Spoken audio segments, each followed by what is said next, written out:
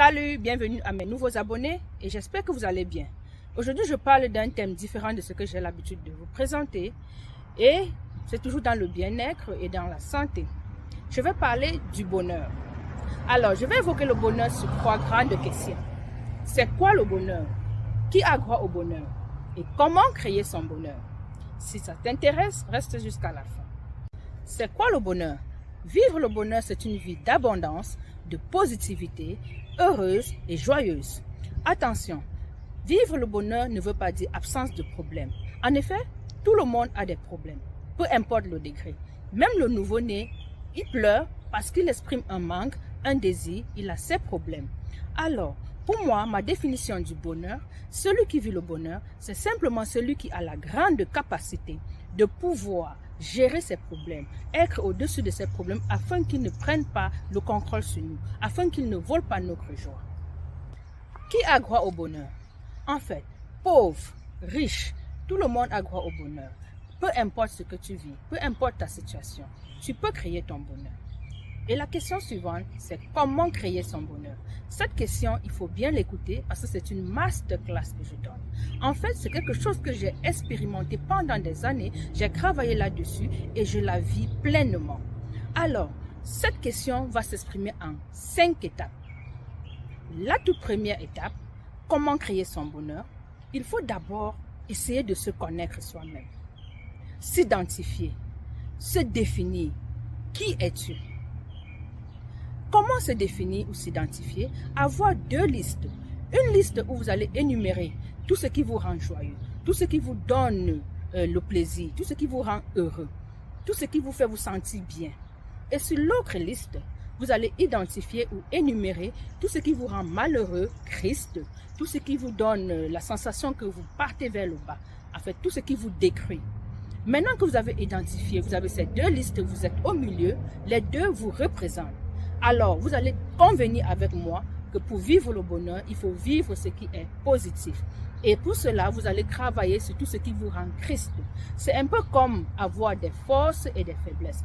Vous travaillez sur vos faiblesses pour devenir la meilleure version de vous-même. Alors, ça c'est le premier point. Maintenant que tu te connais, la deuxième étape, c'est se valoriser. Fais-toi plaisir. Fais des choses qui vont te rendre heureuse. Des petites choses au quotidien. Par exemple, si tu es une femme, tu aimes le make-up.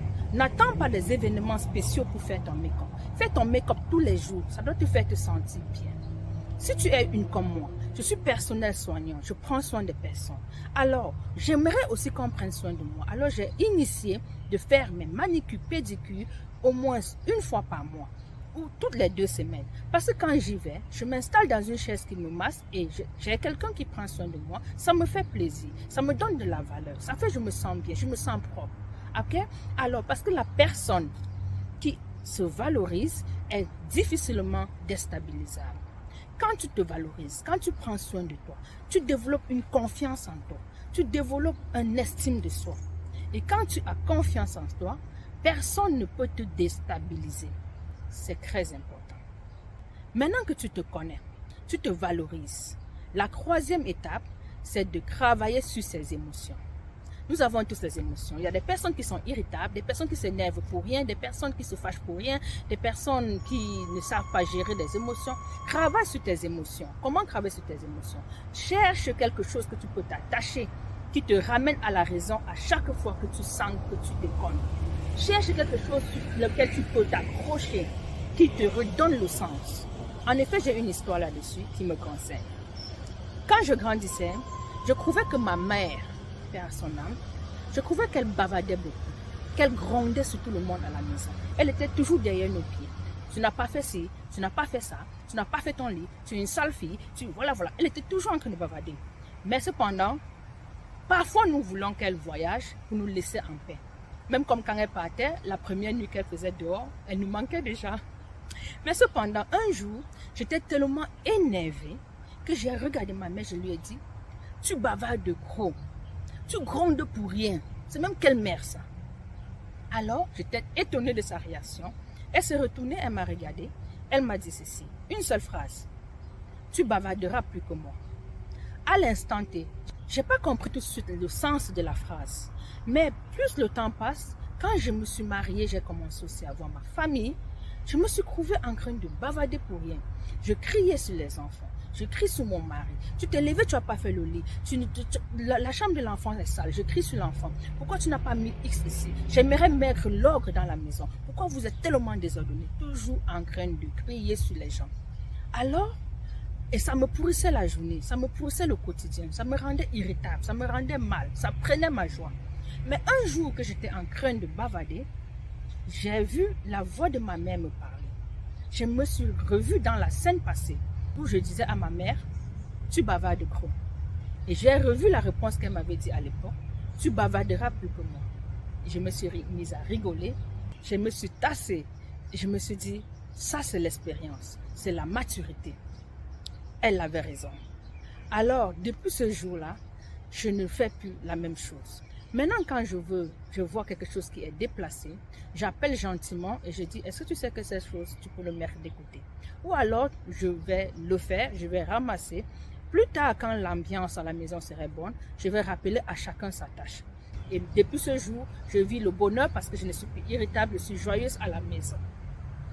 Alors, c'est pourquoi je dis, trouve quelque chose qui va t'amener à la raison. Parce que quand je me retrouve dans cette pareille situation, je pense à cette phrase, ça me ramène directement à la raison. Je ne suis plus irritable. La quatrième étape, c'est de gérer ses problèmes. Concentre-toi sur tes objectifs. Ne regarde pas les problèmes des autres. Si on vient te parler de toi-même de façon très grammatique, ne gère pas. Laisse faire. Parce qu'en fait, il y a des personnes qui veulent te décrire. Concentre-toi sur ce que tu as à faire et les résultats vont parler. Ces personnes vont se calmer. Je vois souvent dans les réseaux sociaux des personnes qui s'occupent de la vie des autres. L'enfant de X est monté, le mari de X a trompé, ceci, cela. Où est ton problème? De quoi ça te mêle? Quel est ton bénéfice? À chaque fois que tu veux intervenir dans un problème, demande-toi quelle est la valeur ajoutée que tu dois donner dans ce problème. Sinon, concentre-toi sur ce qui te concerne pour avancer. Comme disent les Américains, mind your own business. C'est le secret de la réussite. La cinquième étape, c'est de vivre ta vie. Ne te compare à personne. Tu peux être inspiré, mais ne fais pas comme le concret. Sois différent. Vis ta propre vie. Par exemple, quand tu as des événements chez toi, que ce soit des anniversaires, même si tu n'as pas invité des gens, décore comme si tu avais invité 100 personnes. Décore comme si tu avais invité 1000 personnes. Pour ton bien-être. N'attends pas quand tu as les invités chez toi pour le faire. Parce qu'à ce moment, tu veux impressionner l'autre.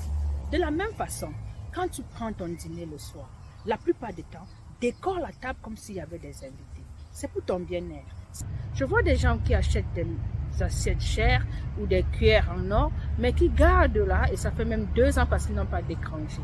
Qui veux-tu impressionner? Utilise tes affaires comme si tu as les étrangers chez toi. Ça, c'est le secret du bonheur. Et aussi, très important, si tu veux aller quelque part, mais tu n'as pas assez de budget, n'attends pas. Fais ce que tu peux. Reste dans ta ville, choisis les activités que tu peux faire avec ton budget et fais-les. Parce que parfois tu travailles beaucoup, tu attends une année où tu serais plus confortable et cette année tu n'y pourras pas. Tu ne sais même pas si tu dois y arriver. En résumé, les 5 étapes pour créer son bonheur est de se connaître soi-même, se valoriser, travailler sur ses émotions, se concentrer sur ses propres affaires et enfin, ne pas se laisser influencer, vivre sa vie, ne pas se comparer à autrui. Parce que la seule variable de ton bonheur, c'est toi. Si tu as aimé cette vidéo, mets-moi en commentaire et suis ces étapes. À bientôt!